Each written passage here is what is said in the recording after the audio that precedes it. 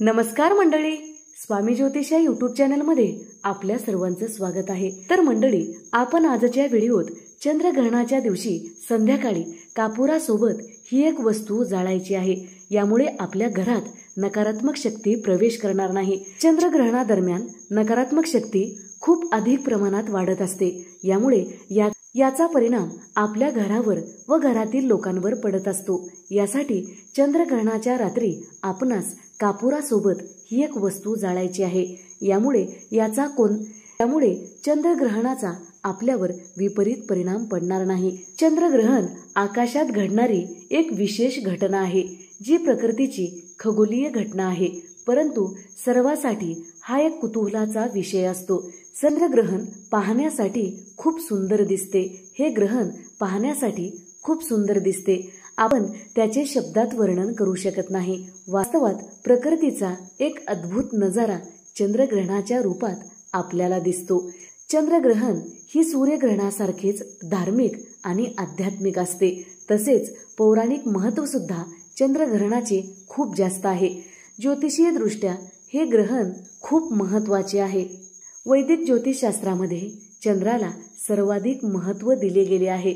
चंद्र जलतत्वाचे प्रतिनिधित्व करतो आणि ज्योतिषमध्ये चंद्रदेवाला माता व मनाचा कारक मानला जातो। तथापि बऱ्याच वेळा असे होते की चंद्रग्रहणाचे नाव ऐकून लोक घाबरतात आणि त्यांच्या मनात वेगवेगळ्या पद्धतीने नकारात्मक आणि भीतीदायक विचार येऊ लागतात, कारण आपल्या मनात बऱ्याच प्रकारच्या भ्रांती असतात। चंद्रग्रहण हानिकारक असते, यामुळे आपल्याला नुकसान होऊ शकते। तर वास्तविकता बऱ्याच वेळा भिन्न असते आणि आपल्याला त्या बाबतीत जाणून घ्यायलाच पाहिजे। हीच महत्त्वाची माहिती देण्यासाठी हा व्हिडिओ आपल्यासाठी बनवलेला आहे। ज्योतिषशास्त्रानुसार ग्रहणाच्या वेळी अनेक अशुभ घटना घडत असतात। वाईट शक्ती जागृत होतात। राहू केतू चंद्राला ग्रहण लावतात, यामुळे चंद्राला पीडा होते। त्याचे दुष्परिणाम मानवी जीवनावर सुद्धा पडत असतात। मानवी जीवनावर याचा विपरीत परिणाम पडत असतो व त्याच्या स्वास्थ्यावर सुद्धा विपरीत परिणाम पडू शकतो।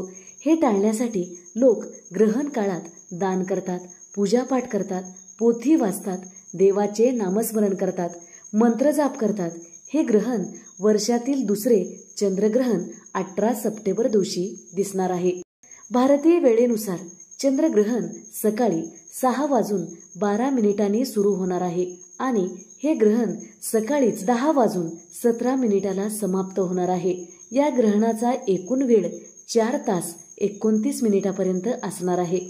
हे चंद्रग्रहण भारतात दिसत नसले तरी जगात चंद्र एकच आहे व त्याचे प्रभाव सुद्धा आपल्यावर पडत असतो। यामुळे आपण एक प्रभावी उपाय पाहणार आहोत। हा उपाय तुम्ही ग्रहण संपल्यानंतर किंवा संध्याकाळी दिवे लागण्याच्या वेळी करू शकता।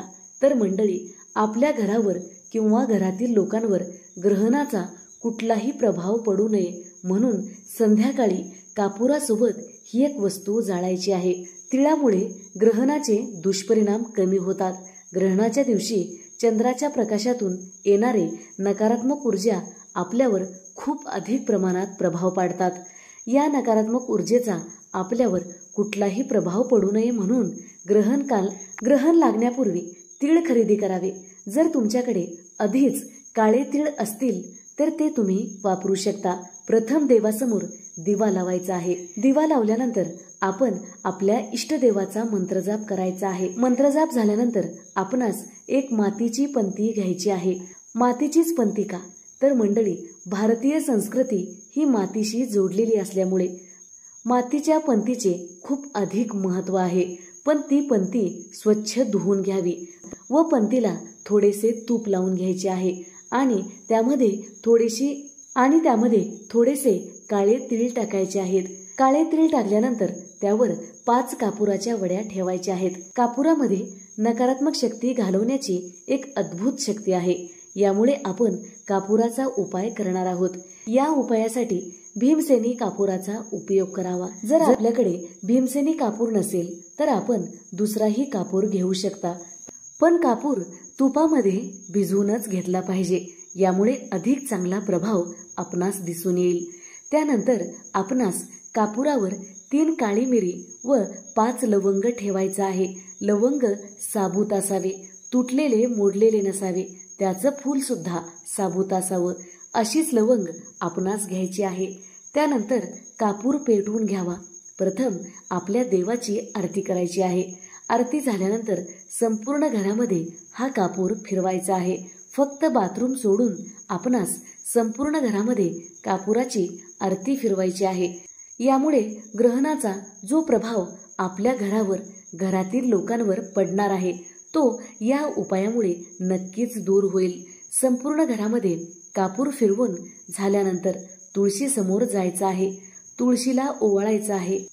तुळशी मातेला प्रसन्न करण्यासाठी हा मंत्र म्हणायचा आहे.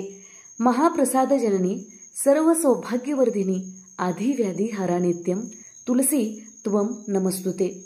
मंत्र 5 वेळा म्हणायचा आहे. हा मंत्र म्हणणे शक्य नसेल तर हा मंत्र म्हणावा. ओम वृंदावन्ने नमः. तुळशीची आरती झाल्यानंतर मुख्य प्रवेशद्वाराला 5 वेळा ओवाळायचा आहे. त्यानंतर तो दिवा तिथेच ठेवायचा आहे. हा दिवा नंतर चुकूनही घरात न्यायचा नसतो. हा बाहेरच नकारात्मक शक्ती घालवण्यासाठी असतो. सकाळी उठल्यानंतर आपण दिव्यातील उरलेले अवशेष एकत्र गोळा करून एखाद्या झाडाच्या बुडाशी टाकायचा आहे. हा उपाय केल्यामुळे घरात नकारात्मक शक्ती प्रवेश करणार नाही, बाहेर निघून जाते. आपल्या घरामध्ये सुख समृद्धी कायम टिकून राहील. यासाठी ग्रहणाच्या दिवशी आपणास हा उपाय आवर्जून करायचा आहे. यामुळे राहू आणि केतू संपूर्णपणे शांत होतात. तर मंडळी, आपण या व्हिडिओत ग्रहणाचा वेळ, ग्रहणाचा सूतक काळ, त्याचबरोबर ग्रहणाविषयी संपूर्ण माहिती पाहिलेली आहे. जर व्हिडिओ आवडलेला असेल तर नक्की लाईक करा, शेअर करा, सबस्क्राईब करा, बाजूच्या घंटीला ऑल करा. त्यामुळेच मी टाकलेले प्रत्येक व्हिडिओ तुम्हाला पाहता येतील. धन्यवाद. हर हर महादेव.